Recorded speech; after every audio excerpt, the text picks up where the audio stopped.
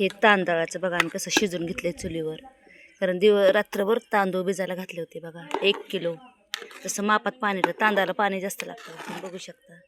हे बघा बघू शकता तांदूळ असं शिजून घ्यावं लागते, असं हटायचं त्याला.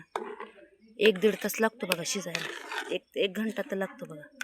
तुम्ही पापड टाकून दाखवणार आहे झालंय, कारण तुम्ही बघू शकता मीठ वगैरे टेस्ट, जिरे टाकायचे, तुम्हाला तीळ टाकायचे टाकू शकता, तिखट टाकायचं तिखटसुद्धा टाकू शकता, थोडेसे 1-2 मिरच्या.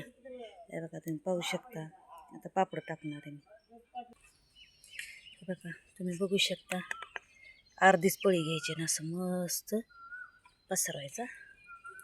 बघा तुम्ही बघू शकता आपल्या सगळ्यांना सगळे असे टाकून घ्यायचे बघा.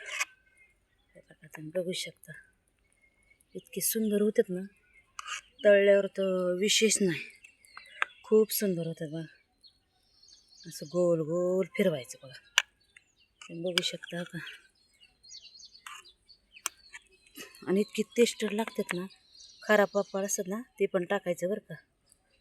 तुम्हाला जेवढं आकाराची पाहिजे तेवढं तुम्ही करू शकता बरं का. बघा तुम्ही बघू शकता मी छोटे छोटे पण टाकते.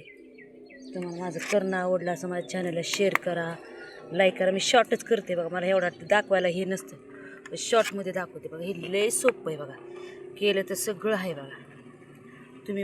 तुम्हाला माझं करणं आवडलं असं ना तांदळाचे पापड, माझ्या चॅनलला शेअर करा. तुम्हाला अजून सुकून दाखवते किती वेळात होतात बघा. हे बघा तुम्ही बघू शकता किती छान सुकले. हे बघा तुम्ही बघू शकता कसे झाले ते बघा. किती दिवसभर ऊन दाखवावं लागतं, झटपटी रेसिपी आहे बघा. आणि कसले झाले बघा, करून बघा. तुम्हाला माझं करणं आवडलं असं माझ्या चॅनलला शेअर करा, लाईक करा. थँक्यू, धन्यवाद. आमीन.